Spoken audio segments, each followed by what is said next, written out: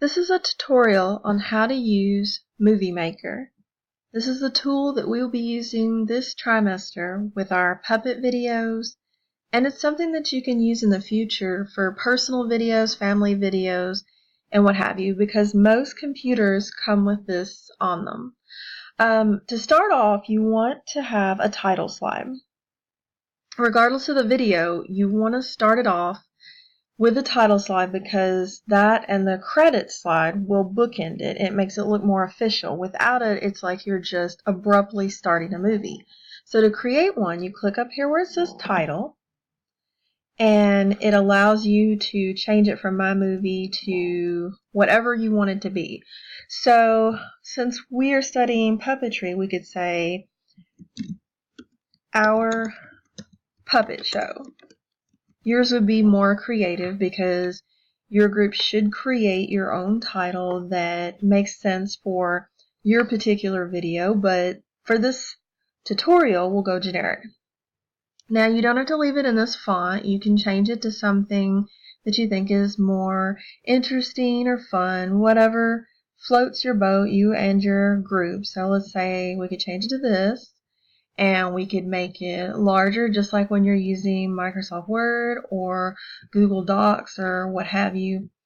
With this particular font, I'll make it a little bit bigger because so it'll show up better. A lot of times I like to bold it so things show up really nicely.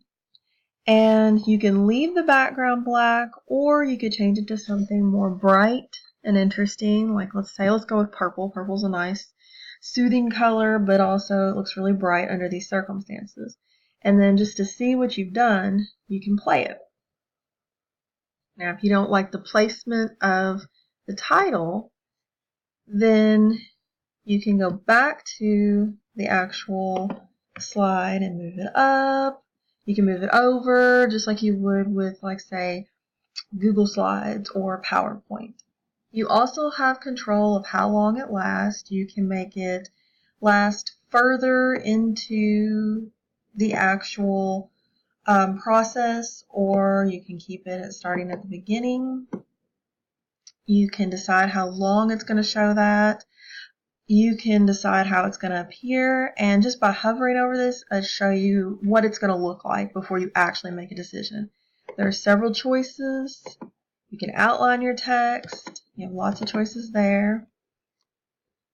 You can change it from center, what have you. You have lots of choices. Like I said, it's very much like how you would maneuver Google Slides or a PowerPoint.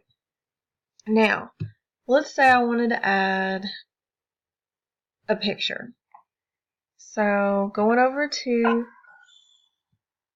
my puppetry pictures, I just open them up. Let's say I want to put Elmo on there real big because we're studying puppetry. So he'll be the first thing people see. I can add a caption. And since the background is white, you're going to want to change the color of the text. But you could say something like, I don't know, Elmo is awesome.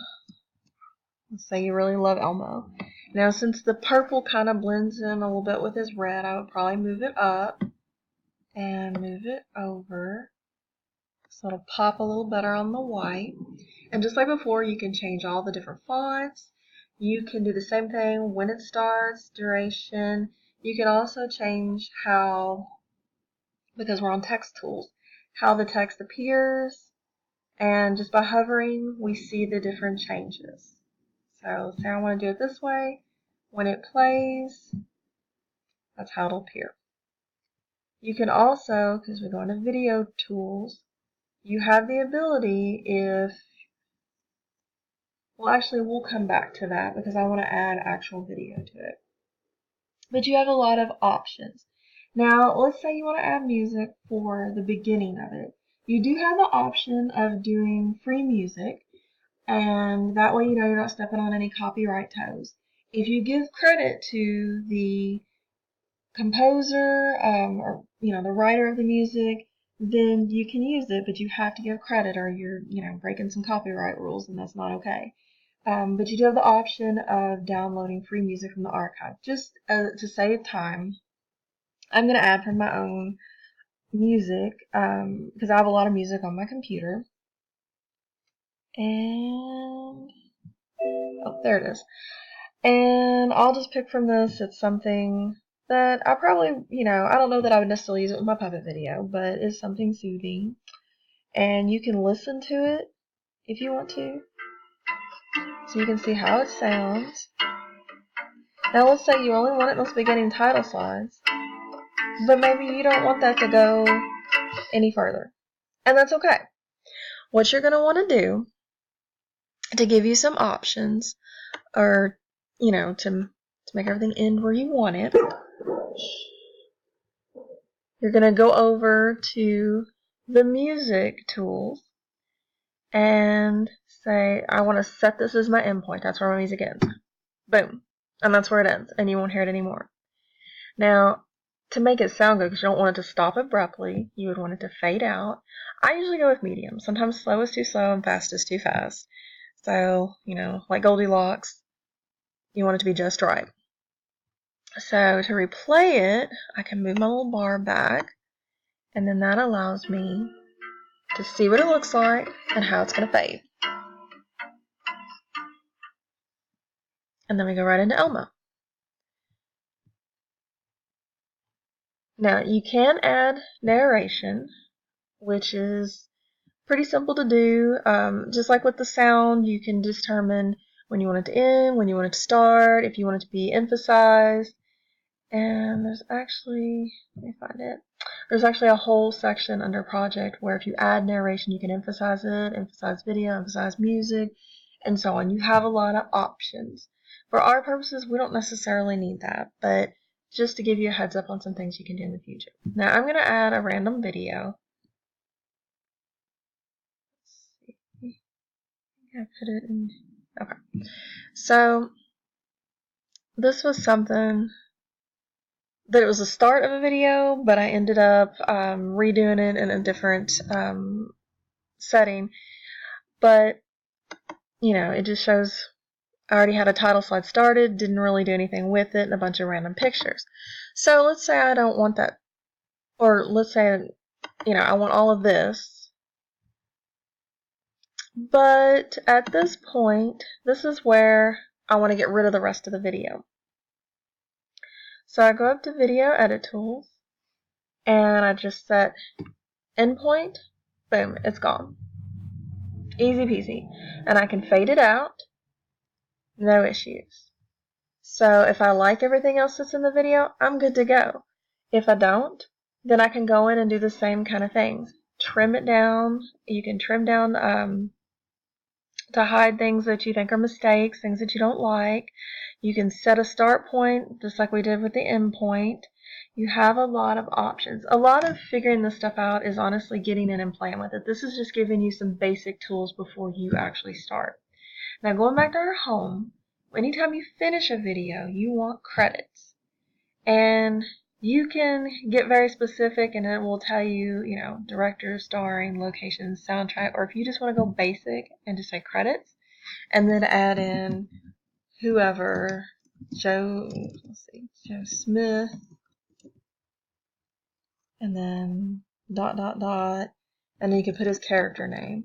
Or if you want to be more specific, like what we were saying, it will actually do it for you and have starring so-and-so, director, and whatnot, and so forth. You can have a whole list of folks. And when you finish with this, you can just hit play, and your credits will roll. Just like with your title slide, you do have the option of changing the background color. So say we're tired of purple, we want to do something different. We could go blue. So nice soothing blue. And, you want some music to lead us out, but you don't necessarily want the music to play all through the video, just from this point. So you click Add Music, and go down here to Add Music at the current point. And let's say I want to do the same music again. I just open it up there, go to Music Tools, I want to fade it in, because you don't want it to start all of a sudden, then it sounds weird. Just like, where the heck did that come from? But you fade it in, and then you have that information. Now, if you're using copyrighted music, the credits is a great place to give credit to those folks. That means doing actual, APA or MLA, depending on the class you're in, using that to give credit to these folks. They've earned it. If you're using free music, I would still give credit to the website, just as a courtesy, but it does give you a little bit more leeway. But you definitely want to give credits to your folks. So I hope that this has been a helpful tutorial just to get you started, so that when we are ready later on, you'll be more than prepared to use Movie Maker. All that's left at this point is to save your movie, choose your settings. For us, I would go with YouTube, since we're going to be uploading it to YouTube, and then your movie will be ready to go. From this point on, feel free to ask me any questions. You may have many, you may have few. Some people already have experience, some don't, and that's okay. This is a learning process for everyone.